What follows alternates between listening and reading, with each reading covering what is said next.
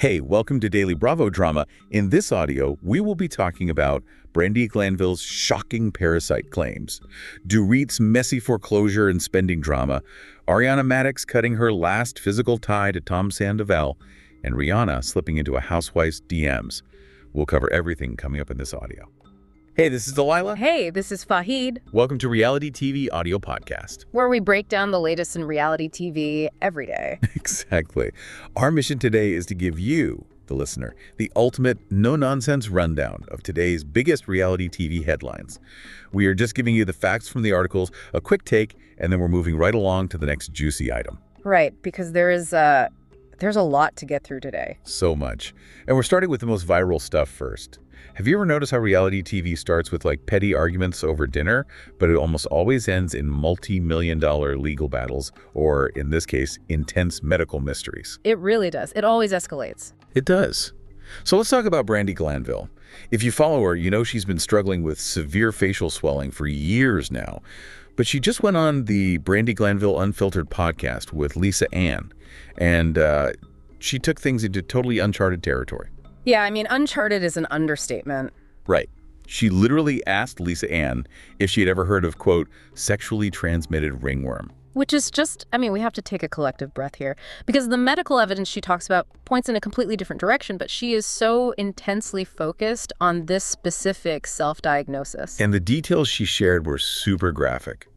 She basically said she thinks she got this infection after dating someone in the adult entertainment industry.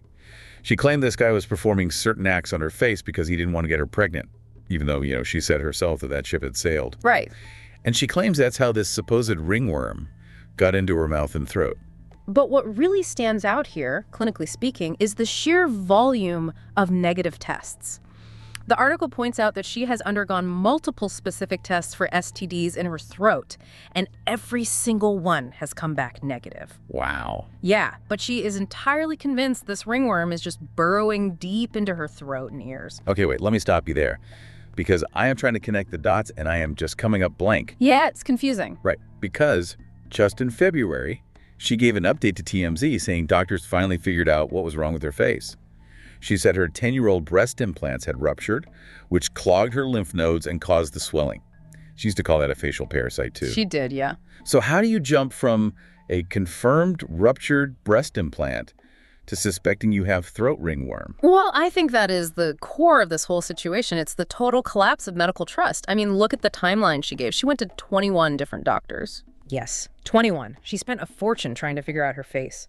She actually admitted she learned a harsh lesson about breast implant illness because she ignored the advice to swap them out at the 10-year mark.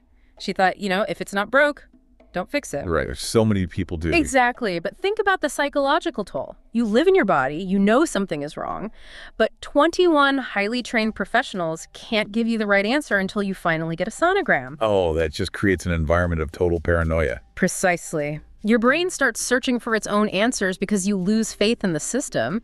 So now, even when the STD tests come back negative, she just doesn't believe them. She's piecing together her dating history to find a culprit for whatever discomfort she's still feeling. It's just this grueling cycle of self-diagnosis. Speaking of grueling cycles, though, let's pivot to Ariana Madix.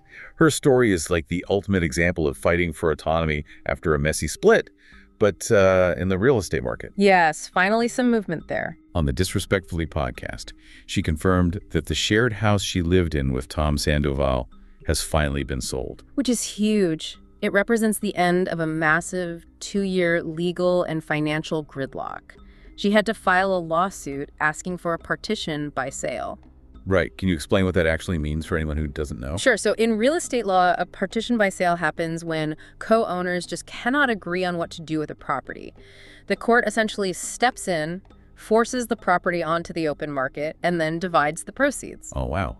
It's like a judge stepping in to untie a knot by just cutting the rope in half. That's exactly what it is. And she was very clear about it on the podcast. She was like, I see people online who think that I'm not getting any money from the sale.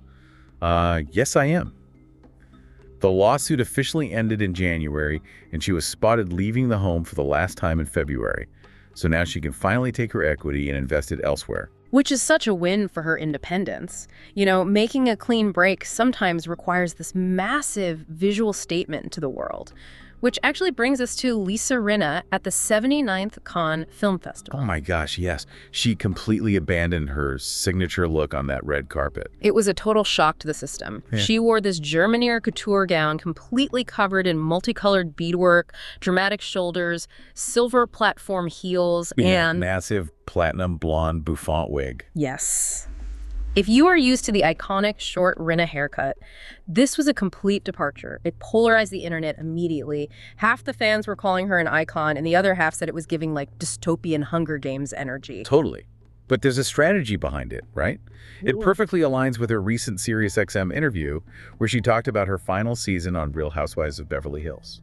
Right, which went into production right after her mother passed away. She admitted she was acting out and couldn't control herself. Yeah, so this extreme fashion is basically a visual reset button. She's signaling that the toxic person we saw during that dark season doesn't exist anymore. Shedding her old skin on a red carpet in France is quite the way to turn the page. It's textbook public relations. Yeah. But while Lisa Rinna is turning the page, Erika Jayne is still fighting through chapters of legal documents. So we do have a massive update there. Okay, lay it on us. Just days before trial, Erika settled the $25 million Girardi Keys lawsuit. Wait, $25 million. Let's break down the mechanics of this. Yeah. Because the lawsuit alleged she used millions of the defunct law firm's funds to fund her lifestyle. And Judge Ann Huang canceled all pending motions because of this settlement. Yeah, right at the buzzer. It's like playing a game of legal chicken and hitting the brakes right before the cars collide. Why wait until the absolute last minute? Well, trials are incredibly expensive, and they are notoriously unpredictable. The bankruptcy trustee's job is to act like a forensic accountant and claw back as much money as possible to pay off the victims. Going to trial costs millions in attorney fees. Oh, so that eats into the money they're trying to recover. Exactly. If Erika's team offered a settlement number that guarantees the victims get something without the risk of a jury ruling in Erika's favor, the trustee is going to take the deal. We don't know the exact dollar amount, but this removes the biggest liability hanging over her head. Though their orbit is still really complicated. Attorney Ronald Richards gave some updates. Designer Marco Morante is taking his lawsuit against Erika off the calendar, but Richards also claimed that Jim Wilkes, who has been rumored to be Erika's financial benefactor, defaulted on a Tampa home foreclosure. Which is wild. And Wilkes is reportedly being sued for over $1.6 million for defaulting on a business loan. It just shows how deeply intertwined reality TV finances get. One defaulted payment from a benefactor can create a domino effect that ends up in the blogs. Which perfectly transitions us into the mega mix of drama surrounding DORIT KEMSLEY. Because she did an interview with Extra TV, and she aggressively pushed back against PK's recent court filing. Right, where PK claims she spent $1 million on luxury items and travel. Yeah, and the fascinating part is, DORIT didn't deny spending that money. She just reframed it. She was like, that is my money earned through my work, not his. She talked about how frustrating it is to be financially intertwined during a separation. Where your ex thinks he can audit your spending. Exactly. But here's where I have to throw a flag on the play. DORIT claims she was completely blindsided by the foreclosure of their $6.5 million mansion. She said she learned about it in the press, right? Yes. She said PK never told her he stopped paying. But hold on. I have a mortgage. If I miss a payment, my phone blows up. The bank sends certified mail. How do you miss a pre-foreclosure notice on a $6.5 million house? Well, to the average homeowner, it sounds fabricated. But if we look at a Hollywood separation agreement, it makes sense. DORIT explained they had a legal agreement to maintain the financial status quo. In high net worth households, the mortgage isn't paid from a personal checking account. It's routed through a business manager's portal. Oh, so the mail isn't going to her front door in Beverly Hills. Exactly. The notices are going to some office in Century City, or to PK's financial team. When communication completely breaks down between spouses, you just blindly assume the automated systems are running. That is a terrifying cautionary tale about outsourcing your finances. It really is. And the stress must be immense, which explains her social house cleaning. She revealed she's completely iced out Kyle Richards for not supporting her during the separation. Yeah, DORIT said if you have to sit down and debate the definition of the word support in a friendship, the relationship is too complicated to keep. But she is texting Erika Jayne, getting warm support there. And she mentioned Amanda Frances showed up to her book cover reveal, despite their rocky history. Speaking of Amanda Frances, she dropped hints about her Bravo future. She hasn't been formally asked back for season 16 yet, and she's actively debating the, quote, psychological space the show requires. Reality TV is a zero-sum energy exchange.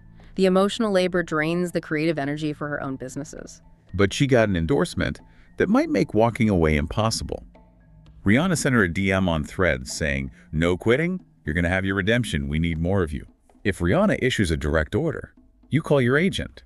You don't ignore the queen. You really don't. Okay, we are about midway through the sources for today. A quick shout out to you listening while aggressively typing on your keyboard to pretend you are working right now. We see you. We definitely see you. And here's a fun fact. Did you know Bethany Frankel's infamous Channelgate feud lasted exactly 2 years before ending this week? Oh, that's a fascinating case study in luxury marketing. 2 years ago, Bethany blasted Chanel because she was denied entry into their Chicago boutique for not having an appointment. Which is how heritage brands maintain power. Artificial scarcity. But this week, Bethany posted a picture from a Chanel store in Panama City admiring a new bag and declared, "The war has ended." I guess a quilted leather bag is the ultimate diplomatic tool. Let's shift over to the complex relationships on Summer House. Amanda Batula and Wes Wilson were spotted in NYC looking very happy. But West has been fighting off aggressive rumors. On his podcast, he furiously denied that he is active on the dating app Raya. He said he hasn't been on an app since 2022 and claimed losers are making fake profiles of him. The mechanics of Raya make that an interesting defense, though. Raya requires your Instagram to be linked to verify your identity. Faking a Raya profile is much harder than faking a Tinder one, which is why fans are skeptical. And his castmates are skeptical too. KJ Dillard went on Watch What Happens Live and read a private text from West on live TV. KJ declared he is Team Ciara forever and is profoundly disappointed in West. Meanwhile, KJ's girlfriend, Dara Levitan, is fighting her own rumors. Co-stars Bailey and Levi suggested Dara is just dating KJ for camera time. Dara brushed it off, but KJ poured gasoline on the fire by posting a Mother's Day tribute to Dara saying, "Happy future Mother's Day."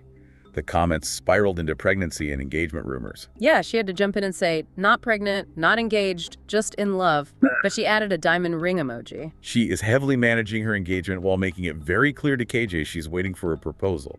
Exactly. Now, flying over to the Valley, we saw a masterclass in managing public perception. The after show gave us the breakdown of Lala Kent going after Danny Bucco. Danny was being really disrespectful to his wife, Nia, and Lala stepped in. Lala said she was heavily triggered by his tone, which took her back to her own past traumatic relationships. But Danny's perspective is different. He admitted he was wrong and sleep-deprived, but he accused Lala of having an ulterior motive. He pointed out no one else intervened, implying Lala pounced on a moment of marital weakness for screen time. And the twist. Nia agreed with Danny. She said they were in a fragile postpartum moment and Lala stuck her nose where it didn't belong. It really shows how a veteran reality star's instinct to produce drama can collide with someone's real life. That collision between reality and production is also causing an exodus at Selling Sunset. Brave TC told TMZ she absolutely will not miss Chelsea Lascani. She was literally laughing about Chelsea leaving. She is bummed about Mary and Emma exiting, though. But Bree is excited because Heather Ray El Moussa and former villain Christine Quinn are slated to return. When you lose your main antagonist, the ecosystem demands new conflict, and Christine fills that vacuum. Oh, instantly. Nah. Okay, to wrap up today, let's do a rapid-fire tour across the rest of the Housewives map. Starting in Salt Lake City, Bronwyn Newport split from Brandon Good. Lisa Barlow and Meredith Marks called Bronwyn out for lies on Instagram. Right, and Bronwyn is still technically separated from her husband, Todd Bradley. Jumping to New York, Jessel Tank says season 16 feels different because she's grown into her voice. Plus, Carol Radziwill is officially back part-time. Down in Rhode Island, Joe Ellen Tiberi claimed on a podcast that Roll's husband Brian actually gave his mistress a ring and met her family. Messy. Finally, in Atlanta, Shamia Morton flat out denied Portia's claim about witnessing a hookup attempt by Kelly. Shamia also called Angela Oakley messy, Drew Sidora fake, and publicly apologized to Pinky Cole for spreading rumors that the vegan restaurant owner was eating meat. Just a whirlwind of accusations and apologies. It really is. And looking at all these sources, it brings up a fascinating dynamic. When you have real people navigating multi-million-dollar foreclosures, bankruptcy settlements, and medical mysteries on camera, where does the objective truth end and the self-produced storyline begin? That is the million-dollar question for you to chew on today, because the line between survival and securing next season's contract is practically invisible. Definitely. Make sure you come back tomorrow because we have a massive cliffhanger for you. Which major Bravo star was just caught texting a rival network's producer? We've got all the receipts, and you won't want to miss it. Catch you next time.